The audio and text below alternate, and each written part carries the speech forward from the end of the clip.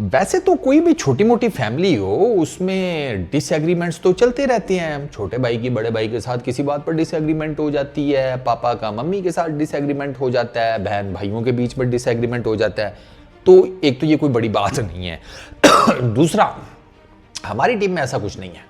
हमारी टीम में कोई डिसएग्रीमेंट नहीं है। हम एक पेज पर हैं, एक दूसरे की सुनते हैं। मतलब हम जूनियर्स जो हैं वो हमें कोई बातें बताते हैं तो हम सुनते हैं, हम जब उनसे बात करते हैं तो वो बड़े आराम से सुनते हैं। तो ये डिसएग्रीमेंट, रिफ्ट, ग्रुपिंग, इस तरह का हमारी टीम में कोई कल्चर नहीं है। ये सब जिसे कहते हैं ना बेफजूल की बातें हैं। ये बातें की हैं शाहीन ने। शाहीन शाह अफरीदी अपीयर हुए थे पीसीबी के पॉडकास्ट में और ऑब्वियस सी बात है कि ये सवाल समहाउ द अदर किसी ना किसी कॉर्नर से आना ही था। आपको पता है पिछले कुछ टाइम फ्रेम से बहुत बातें हो रही हैं कि भाई टीम में बहुत ज़्यादा ग्रुपिंग है, ये स्कैटर्ड नज़र आते हैं, एक ग्रुप परले की तरफ, एक ग्रुप इस तरफ है, मतलब अजीब व गरीब। और वो कराची के जो एक अपने आप को जर्नलिस्ट कहते हैं, मफूकुल हाल किस्म का बेचारा वो शख्स है, साईं साहब, वो रोज़ वीडियो करता है और चीख चीख कर कह रहा होता है इस टीम में ग्रुपिंग है, इस टीम में ये है वो है। मैंने तो उसके बारे में कहा था ना कि भाई इसी ने तो कुरानंदाजी कराई थी ग्रुपिंग की, इसी बंदे ने करवाई थी। ये जितने ये शोरली बोलता है ना तो उससे लगता है ऐसे ही है कि भाई इसी ने कुरानंदाजी कराई होगी कि चलो भाई सारे पर्चियाँ डालो, मैं बताऊंगा कि किस पर्ची वाला बंदा किस बंदे के साथ जो है वो नथी हो जाएगा। बाबर आजम और शाहीन के ग्रुप में वो इस तरह का कोई कल्चर मेरा ख्याल है उनके नज़दीक इस तरीके से वो रिसीव करते हैं। तो पता तो चल ही गया होगा आप सबको मैं किसके बारे में बात कर रहा हूँ। अब शाहीन ने इन सारी बातों को ज़ीरो कर दिया। उसने कहा भाई ऐसा कोई चक्कर ही नहीं है, हमारा मेन फोकस ये है कि हमने पाकिस्तान के लिए क्रिकेट खेलनी है और पाकिस्तान के लिए अच्छी क्रिकेट खेलकर पाकिस्तान को जिताना है। तो शाहीन की जो इस पॉडकास्ट में बातें हैं वो तो काफ़ी आप यूँ कह लें कि अच्छी हैं, सुनने में भी मज़ा आया। अब उनकी रियलिटी कितनी है ये आपको ना, मेरा ये मानना है कि जो टीम की ओवरऑल परफॉर्मेंस होती है ना वो इन सारी चीज़ों का खुद ब खुद ही अहाता कर देती है, सर्कल कर देती है, उनकी रियलिटी को बाहर ले आती है। अगर आप बहुत बुरे तरीके से हार रहे हैं, मिसाल के तौर के ऊपर मैं आपको ना वर्ल्ड कप में लेकर चलता हूँ। वो खबर तो आपने सुनी होगी कि वर्ल्ड कप में मतलब ये एक बंदे ने नहीं, ये काफ़ी फिर मल्टीपल लोगों ने ये बात की। सबसे पहले शायद बासित अली ने की थी और उसके बाद फिर दूसरे क्वार्टर्स में से भी आवाज़ उठ पड़ी कि बाबर को बाईपास करके तो डायरेक्ट किसी बंदे से बात की गई कि नेक्स्ट कप्तान आप हैं एंड ऑल दैट स्टफ। तो उससे फिर आपने देखा कि जो ओवरऑल टीम की परफॉर्मेंस थी वो वर्ल्ड कप में कैसी थी, वो एशिया कप में कैसी थी, तो वो तब इन अ वे के एक लग रहा था।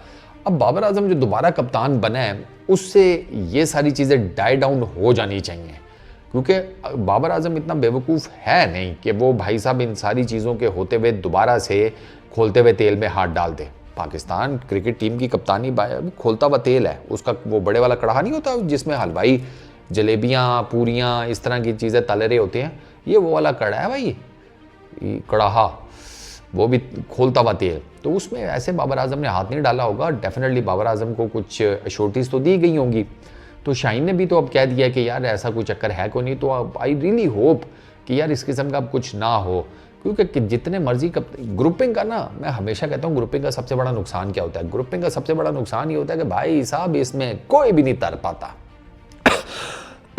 इसमें सारे जैसे कहते हैं ना गन्ने की मशीन में जाते हैं सारे, एक ग्रुप वाले भी दूसरे ग्रुप वाले भी, ये किसी को रास नहीं आती। ये कमबख्त हमारी ऐसी चीज़ है, ये ना आपको एंटाइस तो करती है कि यार ये भी मेरे साथ है, वो भी मेरे साथ है, मैं कप्तान तो मुझे होना चाहिए। अब चक्कर ये है कि भाई साहब ये तेरे साथ है, वो तेरे साथ है, लेकिन वो और वो परले वाले के साथ हैं। तुम इन सबको मिलाकर ठीक है रिफ्ट करो, रिवोल्ट करो, जो मर्जी करो, कप्तान तो बन जाओगे।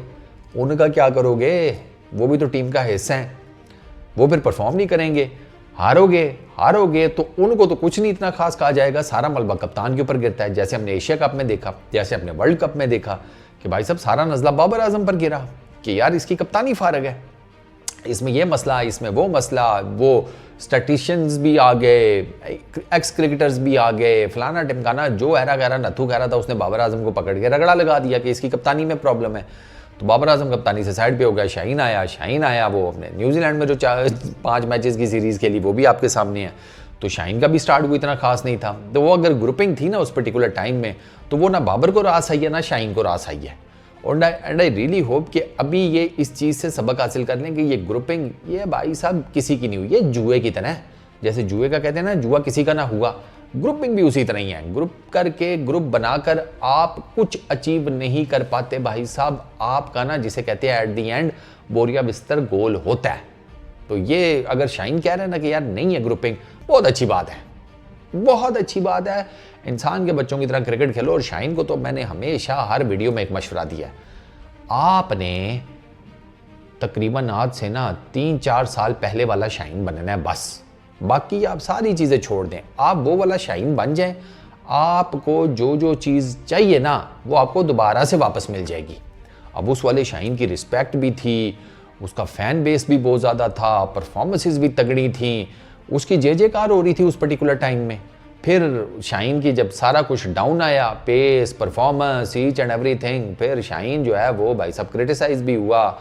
उसकी टीम में जगह के ऊपर सवालिया निशान, उसकी कप्तानी के ऊपर उसको रगड़ा, सारा कुछ हुआ ना।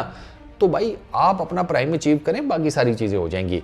तो आई रियली होप कि शाहीन की बात में वजन हो और इस तरह की ग्रुपिंग शुपिंग वाला कोई चक्कर ना हो, तो हम सुथरी किस्म की क्रिकेट खेल लें।